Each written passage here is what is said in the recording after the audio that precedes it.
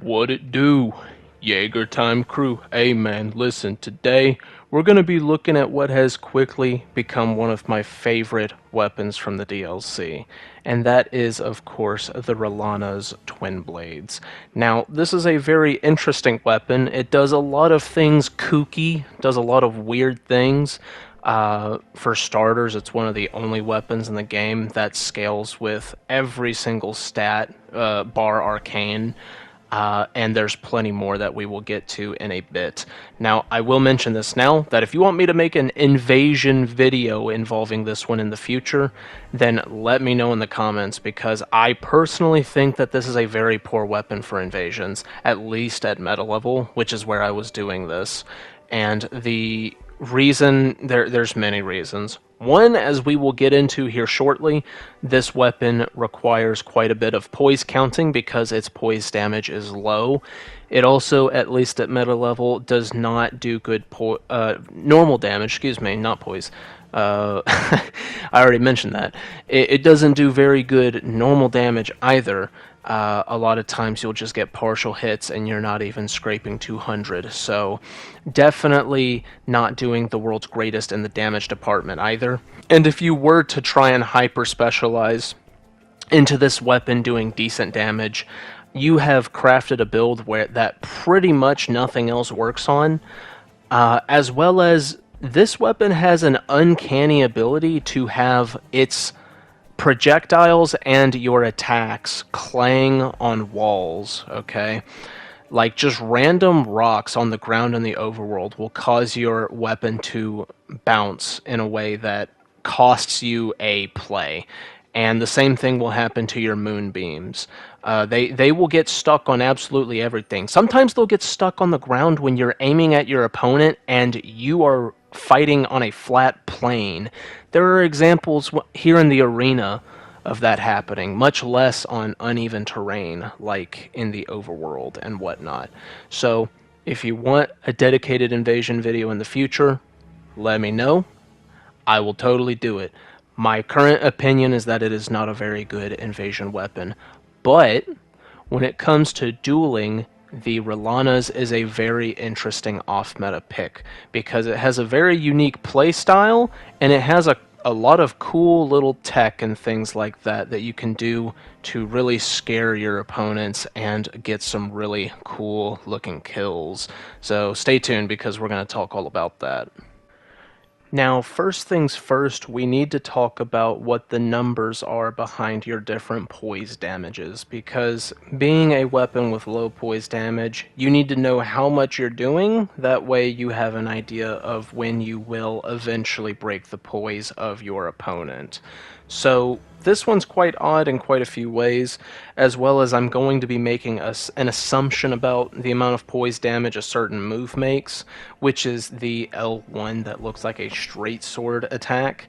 I'm not quite sure what the poise damage is on this because of it not mentioning it, or at least I could not find it in the the stat checker on my computer. But if it is the same as a straight sword's poise damage on what effectively looks like the same attack, then it should be 110, but I do not know this for certain. Now, for the rest of the moveset, I do know the answer to this. So, when it comes to your R1 chain, and pretty much every R1 variation that is not your jumping R1, you are going to be doing 60 poise damage every time a blade hits the opponent. So all of your moves are going to, at the very least, in your R1 chain, be hitting twice on a single R1 press. That means that in total, if it does 2 hits, say like your first R1 being the double poke, each blade is doing 60 poise damage, so a total of 120. But you do have a couple of R1s that are hitting 3 times or 4 times. From what I can see, they are all 60 poise damage no matter what. So thankfully, very simple in that regard. Now, when it comes to your R2, which more than the rest of your moveset almost functions as your standard R1 attack, you're going to be doing 100 poise damage with every slice, meaning that if you hit your opponent with both hits of a single R1, That is 200 poise damage. Amazing internet right there, dude. Definitely not on the block list at all. Anyway, yeah, so if you use your R2, if you are landing only a single hit of it, you're doing 100 damage, which is still poisable if your opponent is using the Bullgoat Talisman and heavy enough armor. This fight right here is actually a good example of this. So I hit him with the L1 of the straight sword looking move, which did at the very least around 100 to 110 poise damage, and he tanked it, which let me know that at the absolute most, he cannot have more than 33 poise left, right? And so all of my moves do more than 33 poise damage, meaning that from there I could go for something that would not normally break poise. Now, a useful tactic when it comes to using this weapon, and once again, this fight right here is a good example. If you look at my left hand, I have a dagger in my offhand. Another really good offhand choice for the Rellanas is a thrusting sword, and the reasons are as such. So, a dagger L1 in your offhand is going to do on the very first swing 40 poise damage, okay? But a dagger is extremely fast, so it's not hard to deal that 40 poise damage to somebody. If you've dealt 40 poise damage to them and they do not reset their poise in the way of certain hyper armor actions, then you know that if they are even wearing full bullgoats, they cannot have more than 100 poise left, okay? Meaning that you will stun with the first hit of your R2, whereas you would not have beforehand. If you're using the offhand thrusting sword, if the numbers are the same as what I checked last time, then the first strike is going to do 88 poise damage, which is a very tankable number. But if you have hit them, you've done 88 poise damage, and they don't manage to reset it before you attack them next, then that means that they cannot have over... let me do some mental math. They can't have over about 45 poise damage left, even if they're wearing full bullgoats or verdigris. It's just not even an option, right? So that is a very good way to make sure that your moveset works a little bit better. So if you're using an offhand thrusting sword and you manage to hit with that, then pretty much all of your R1s become immediately much more dangerous due to them doing that 60 poise damage, and if they've taken 88 poise damage, then they cannot tank 60, right? So that is the idea behind those offhands. Very strong options for being able to make the Rellanas a lot more dangerous. Now, when it comes to the jumping attacks, they work a little bit differently. So the jumping R1, which hits 3 times, you would expect, like the other R1s, for each of those sword swings to do 60 poise damage, but they don't actually.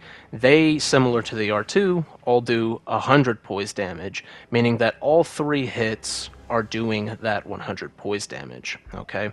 So in fights where you can tell, based on how heavy of armor your opponent's wearing, that they couldn't possibly have above 100, then your jumping R1 becomes exceedingly dangerous.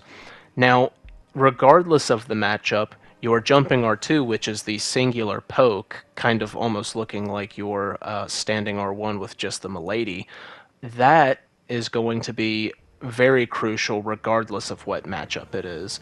Now, the reason is twofold. One, because that does 150 poise damage, meaning that without hyper armor, you are not tanking it if it hits you. And then the other aspect of it is which variation of the R1 follows that attack. And that's what I'm going to get into next, is knowing which R1 comes after what moves. Because the important thing about this weapon, once you've gotten the poise counting down, is knowing when to spam versus when not to spam. And if you've been watching the footage in the background, then you know that I choose my moments when it comes to spamming attacks. Because light greatswords are inherently some of the most spammy weapons in the game, but you do have to pick and choose. You have to make sure that you're making good decisions in terms of when to be an absolute monkey. And in this regard, this weapon's no different. Now, if you were to look at the R1 chain yourself, you would notice that the first one is the double poke, the second one is the X scissor, The third R1 is the 3-hit, and the fourth R1 finisher is a 4-hit. Now, the important thing is that, unlike the majority of weapons, light greatswords pick and choose essentially which R1 comes after what based on what the development team decided looked the most correct, whereas most weapons will go to either the first or second R1 just indiscriminately. That is not the case for light greatswords. So, essentially, based on this factor, determines how good your spam is going to be. Okay, so the strongest spam in terms of mixing up your opponent, in terms of when they want to stay in the pocket and try to trade with you or mash out of hit stun, is the R2, the jumping R2 into the follow-up R1. The R1 that is chosen in that situation is the X scissor, the second R1. And you can see right there that I just went for it, and the running R2 as well gets access to that second R1. Of your different ones in the R1 chain, I think that this is the most consistent R1.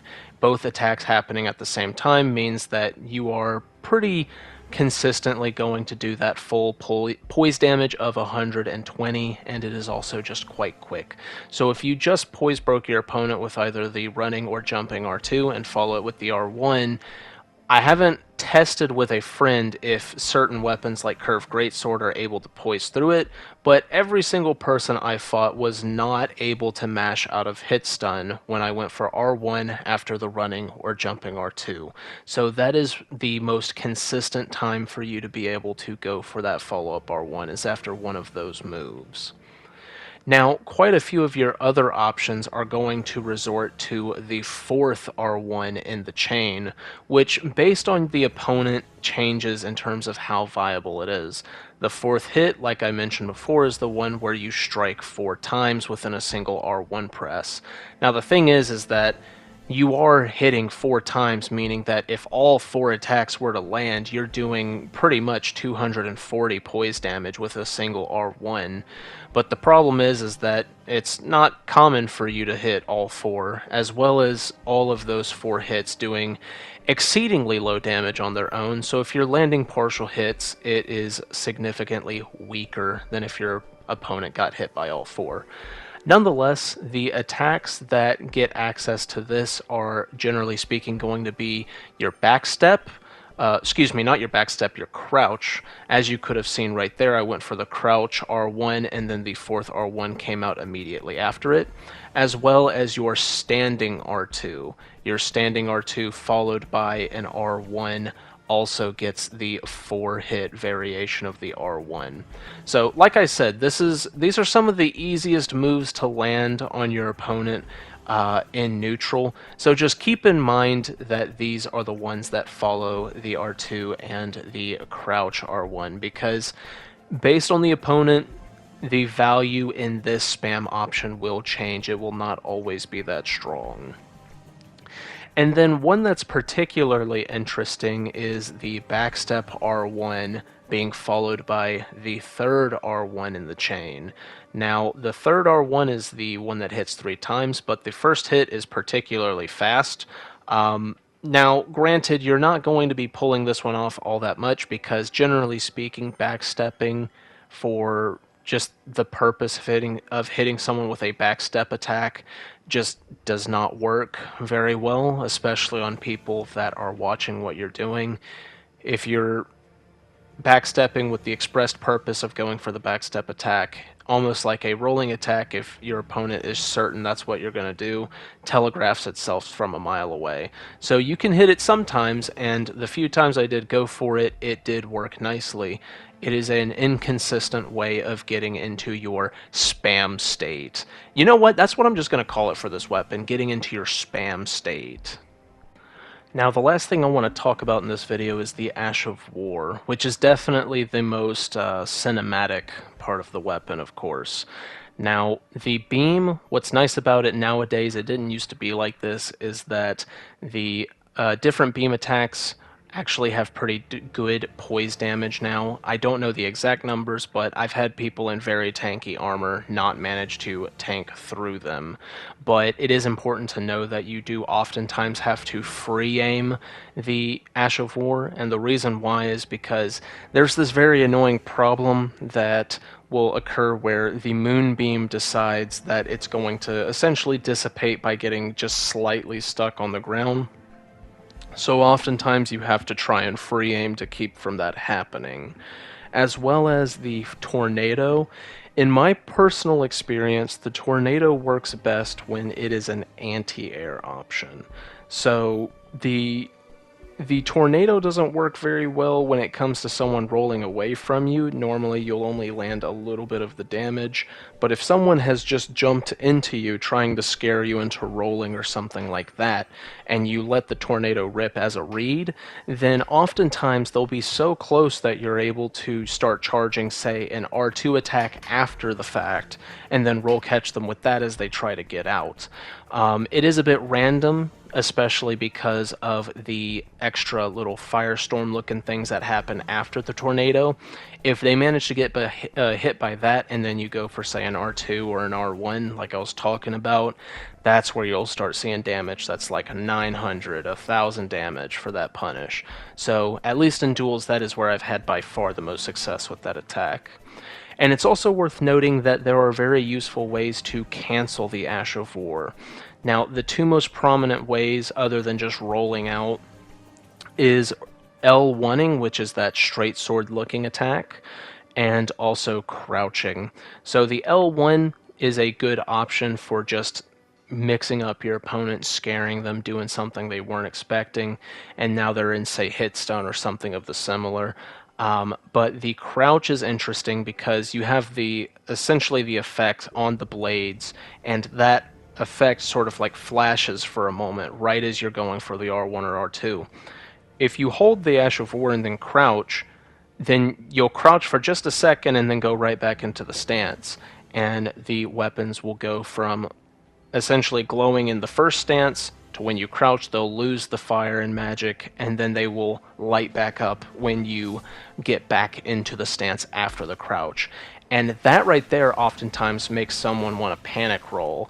And a lot of the success I've had in landing the moonbeams especially are from people panic rolling when I go for the crouch cancel, and then they get roll caught by the actual moonbeam that I go for in the second stance that I go into. But with that being said, that's pretty much all I had to talk about. I hope you guys have enjoyed today's video, and I hope to see you guys here soon. Have a good day, everyone.